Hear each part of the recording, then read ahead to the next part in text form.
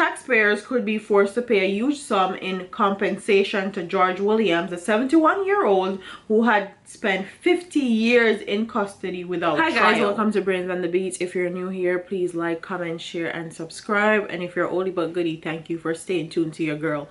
So in today's video, I want to talk about 4 men that are seeking compensation from Jamaica government for wrongful imprisonment and a host of other issues. But honestly, I hope them sort the government for every dollar them have, okay, or every dollar where they not thief up yet.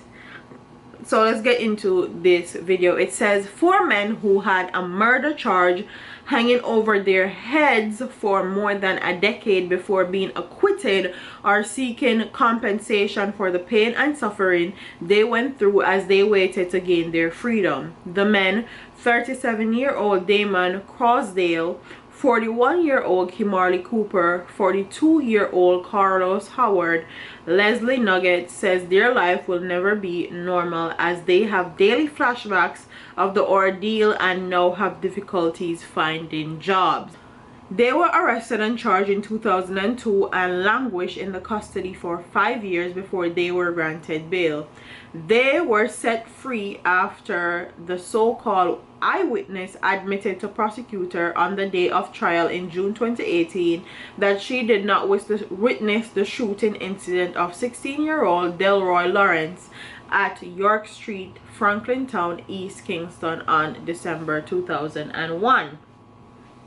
Last week, each of the men filed a claim in the Supreme Court seeking damages for false arrests, malicious prosecution, loss of income, aggravated damages, and exemplary damages. They are claiming that the cases was not properly investigated, it was prosecuted without reasonable and probable cause, and they were prosecuted on woefully contrived charges for the offense of murder. The claim also outlines numerous beatings and injuries the men said they have received at the hands of police and correctional officers. These cases represent one of the darkest side of the administration of justice, stated the law attorney at law Hugh Wildman, who is representing the men. It was inconceivable that these men could be incarcerated for so long on discredited evidence on an eyewitness when, based on forensic evidence, it was manifestly clear that the witness did not see what she said she had seen. Queen's Counsel Valrinetta Robinson was instrumental in the release of the men, giving free legal services when she became aware of the men's plight. And they are not the only people that I feel like need to go at Jamaica's government for wrongful imprisonment. I feel like all the people that are in Jamaica custody, Jamaica prison system, that mental disabilities and have been imprisoned for many amount of years without being prosecuted need to go at the Jamaica government for compensation when they are released. Quite honestly and quite frankly, I feel like Jamaican people on a whole need to stop kissing these politicians' asses and hold these politicians accountable. These mentally ill people are not supposed to be in a prison system with hardened criminals or criminals, period. I saw one person on social media saying that people are only talking about these cases but they don't have to deal with them on a daily basis, because when a mentally ill man come lick down somebody that's just walking around the streets of Jamaica, then who feels it knows it. And I understand that to a certain extent, but if you would hold these politicians accountable and not have them go into power and not have a facility made for mentally ill persons, then you should have no room to complain about mentally ill people. There was a place for them and they closed it down. Why did they close it down? And you know you're going to get the excuse of they don't have enough money. What about all the money that they've been funneling from the PNP to the JLP in corruption? Why don't you guys have a place to put these mentally ill people? And I'm gonna read this one, and it says, taxpayers could be forced to pay a huge sum in compensation to George Williams, a 71-year-old who had spent 50 years in custody without trial. Williams, who is mentally ill, was facing 1 count of murder, malicious destruction of property, and wounding with intent, charges stemming from a incident in 1970. He was arrested and charged with the killing of a Canadian man during a violent attack on the man's family while they drove through his hometown of Ivy District, St. Catherine.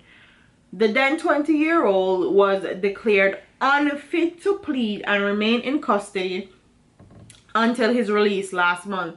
And I feel like that is what is happening to a lot of these mentally ill people in the prison system in Jamaica. They are declared unfit to plead, so they never get to see a judge, they never get to see trial, and they never officially get charged for anything because they're mentally ill and they can't sit trial, they can't sit in front a group of their peers because they have something wrong with them up here. So you can't really hold them responsible for their actions per se. So I feel like not only George Williams, but every one of these men that they have in Jamaica's prison system need to seek compensation. You can't just release a man like George Williams into Jamaican society and expect him to function like normal. He has been in the prison system for over 50 years. And it's very sad that it took one man dying, literally losing his life, after spending 50 years in jail, also for the administration, JLP and Jehonas, them to see that it is wrong to keep these people behind bars for so long without having a place to house them, firstly, and second, not seeing a judge, not getting a trial, not being officially charged. They're basically lost in the system. You can't just put them back out into society and expect them to function as normal when you have been locking them up, these mentally ill people, with no treatment. First of all, you put them in facilities with hardened criminals. Second of all, they're not being treated properly. Third of all, their living spaces in that place is disrespectful. Okay, it's not good. So they need to seek compensation because they can't function like normal people coming back out after spending 50 years in jail and spending so long. And I'm not saying they shouldn't be held accountable for their actions or held accountable for the things that they do, but they need to be placed in a place that's suitable for them and not be placed in confines with hardened criminal. They need to be in a place where they other mentally ill people like them, where they're getting their medication, where they're being treated like mentally ill patients, basically. So comment in the comment section and tell me what you guys think about George Williams' situation. Do you think that he needs to seek compensation from Jamaica's government for him being in prison for such a long amount of time? Or do you think he needs to let bygones be bygones and call it a day and walk away from the situation and just know that he's thankful to be out, confined in a prison anymore? What are your thoughts on his story and the other 4 guys' story that are seeking compensation from the Jamaican government? Don't forget to like, comment, share, and subscribe. Leave your comments in the comment section below. I'm up out of here, man. Deuces.